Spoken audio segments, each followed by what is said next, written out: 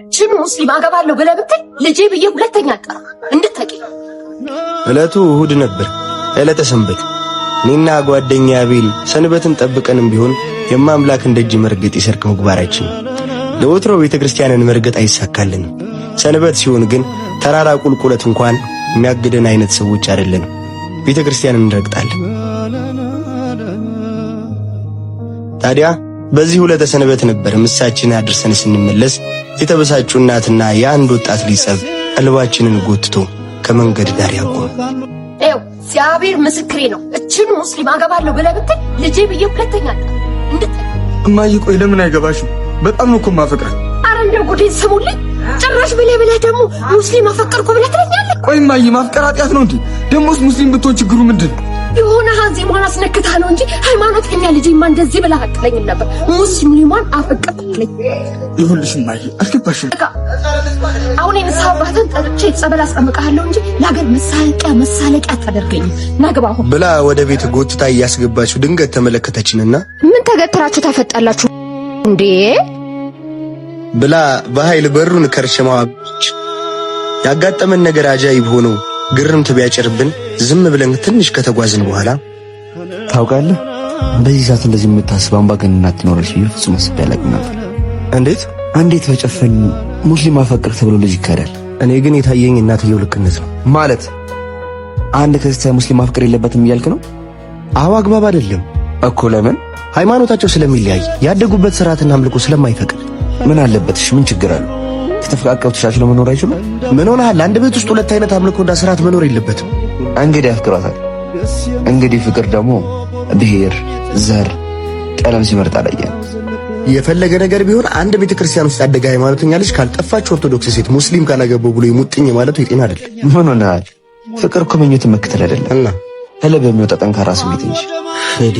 ብቻ የፈሩት ይደርሳል፣ የናቁት ይወርሳል ሲባል ሰምቻለሁ። እኔው ለኔ መሆኑ ነው። እኔ እንደዛ አለ። ብቻ እዩ ፈጣሪ ፍቅር ይዞ ያሳይ። ምን ሆነሃል? ሰው እኮ ነኝ፣ ልብ አለኝ፣ ማፍቀር አይቀርም። ግን እንዳትጨለት ሙስሊም አይሆን። በቃሽ፣ ተደውልልኝ። እደውልልሃለሁ። ዳግም ለመገናኘት ቻው ተባብለን ተለያየን። እኔም ወደ ቤቴ ከመግባቴ በፊት ዳቦና ምሪንዳ ገዝቶ የመግባት የሰርክ ልምድ አለኝ። ትንሽ አቤልን አበስጭቸዋለሁ።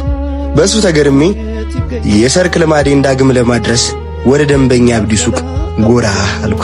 አብዲ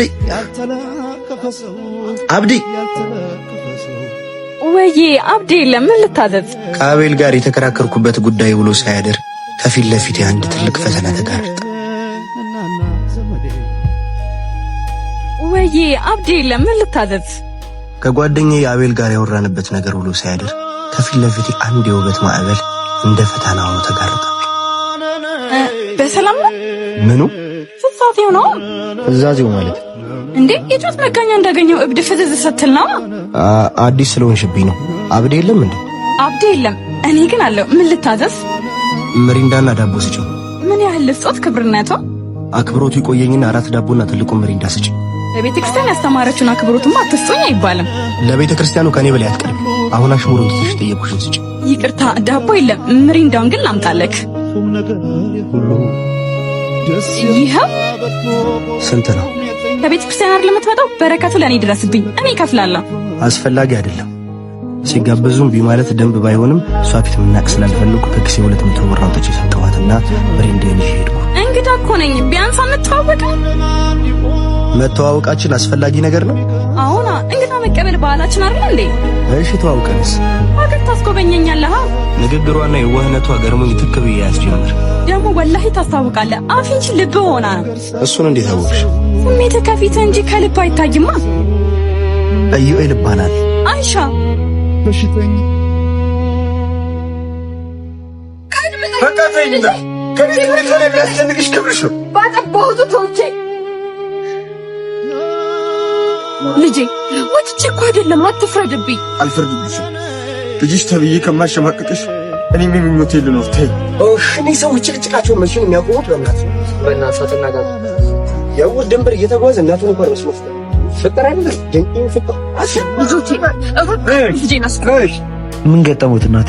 ይኸው ያለ አባት አፈር ድሜ ግጬ ለፍቼ ያሳደግኩት ልጅ እኮ ሊኮበልልብኝ ነው። ከእናትነት ክብርሽን አስበልጠሽ የገፋሽኝ አንቺ ነሽ። ተይም በቃ እኔም ህይወቴን ልኖርበት። እናትን ማስከበር ሲገባ አንገትሽን ካልደፋሽ ብለህ ሙግት ትገጥማታለህ። ልቤ ሙግት ነው። ሰማኛለህ? እናትን ለመግፋት ተወዳዳሪ ምክንያት ያለ አይመስለኝም። ፍርዱን ተወው። እናቴ ነገ ቁጭ ብላችሁ ተወያዩበት አይሻልም? ይኸው ፍቅር አውሮትን ይመስል ይሰማኝ። ፍቅርን በፍቅር እንጂ በጸብ ተለጎም አይጠመዘዝም። ስለዚህ ጸቡን ታውትና እንደና ቁጭ ብለው ያዋሩ። አቤል ጤነኛ አይደለም እንዴ? ይልቅ እናት ያስጠምቁትና ከያዘው ጋር ሊገላግል። አንተ ልጅ ጤነኛ ነህ? ልጄ ሁሉም ነገር ይቅርብኝና ተመለስ። እንዳሻ ሁን በቃ እንዳሻ። አንቺ ምራቅ አልፈልግም። በቃ የልብህ መብት ስላትኝ አልሆነብህም ልጄ። ከክብር ያንተ ልጅነት ይመስገን። የልብህ ነው የኔ ልጅ።